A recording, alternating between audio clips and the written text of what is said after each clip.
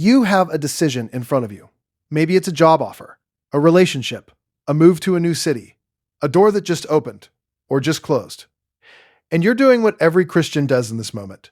You're praying, you're waiting, you're looking for a sign, and the silence is deafening. How do I know if this is God's will? It might be the question Christians ask more than any other. And here's what's strange. The Bible has a lot to say about it, but almost none of what it says sounds like what we were taught to look for. By the end of this video, you're going to have a biblical framework for decision-making. Not a formula, not a magic answer, but a real scriptural process that actually works.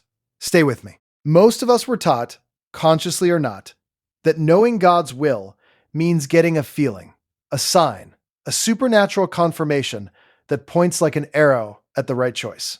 And so, we wait, and we agonize. And sometimes we make no decision at all because we're afraid of getting it wrong. Here's the first thing the Bible corrects. God's will is not primarily a secret you have to unlock about your future. In Scripture, the phrase the will of God almost always refers to how you live, not where you go. 1 Thessalonians 4 verse 3. This is the will of God, your sanctification, not your zip code, not your job title, your character. That single reframe changes everything, and it's the foundation of every principle we're going to build today. Romans 12 verse 2. Do not conform to the pattern of this world, but be transformed by the renewing of your mind. Then you will be able to test and approve what God's will is. Did you catch the sequence? Renew your mind first. Then you will be able to discern God's will. Paul is saying that the capacity for good decision-making is developed over time through immersion in Scripture, prayer, and spiritual formation. It is not a lightning bolt. It is a trained instinct. This means the most important thing you can do for your next big decision is not pray harder in the moment. It's build the kind of mind that makes wise choices naturally.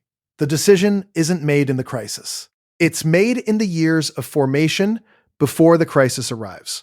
Proverbs 2.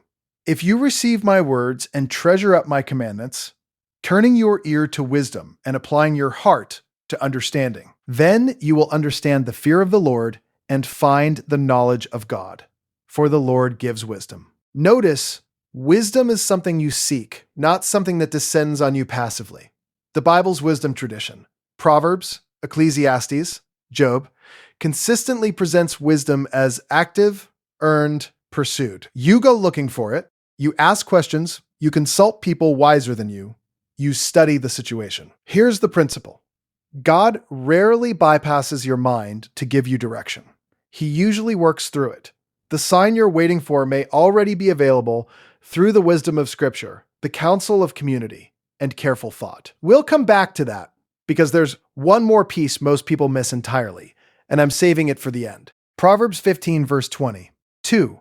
Plans fail for lack of counsel, but with many advisors they succeed. This is one of the most consistently ignored principles in Christian decision-making. We tend to treat big decisions as deeply private, between me and God alone. But the biblical pattern is community discernment. The early church in Acts made major decisions together. Paul submitted his gospel to the Jerusalem Council. Even Jesus sent the disciples out 2 by 2. Practical application. Before your next major decision, identify 3 people, someone older and wiser, someone who knows you well, and someone with expertise in the relevant area. Not to outsource the decision. To stress test your thinking, Proverbs says, plans that survive this process are far more likely to succeed. Now, we've covered 3 principles: the renewed mind, active wisdom, the counsel of community. But there's a 4th one. And in my view, it's the most liberating principle in the entire Bible on this subject. Stay with me. We're almost there. Here's the principle almost nobody teaches, and it might be the most freeing thing in Scripture on this subject. 1 Corinthians 10 verse 23. Everything is permissible, but not everything is beneficial. Everything is permissible, but not everything is constructive. Biblical scholar Gary Friesen called this the way of wisdom, and it goes like this. God has a moral will revealed clearly in Scripture. Inside that moral will, the commands, the character requirements, the ethical boundaries, you have enormous freedom. He is not hiding a single right answer that you must find, or else. Psalm 37, verse 4. Delight yourself in the Lord, and He will give you the desires of your heart. This is not a prosperity promise. It's a formation promise. As you draw close to God, your desires are shaped by His. And then those desires become trustworthy guidance, which means if you are walking with God in His Word, accountable to community, living with integrity, and you have a genuine desire pulling you in a direction that doesn't violate Scripture, that desire is data. It counts. You are not looking for a burning bush. You are a person who is being shaped into someone whose judgment can be trusted.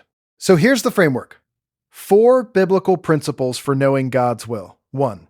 Renew your mind through Scripture and spiritual formation. The decision is made in the years before the crisis, not in the moment of the crisis. 2. Pursue wisdom actively. Ask questions, study the situation, do the work. God works through your mind, not around it. 3. Invite counsel from a trusted few. Plans that survive community scrutiny are plans worth making. 4. Inside God's moral boundaries, trust your sanctified desire. You are not looking for a hidden answer. You are becoming a person whose judgment reflects God's character. Here's your one action for today. Write down the decision you're facing. Underneath it, write these 4 words: mind, wisdom, counsel, desire, and honestly assess. Which of these 4 have you actually engaged? Most of us have only done 1 or 2. The framework works best when all 4 are in play. If this framework helped you, share it with someone facing a hard decision right now. And next time, we're tackling the biblical principles behind financial decisions. What does Scripture actually say about money, debt, and generosity? You might be surprised how practical it gets. See you then.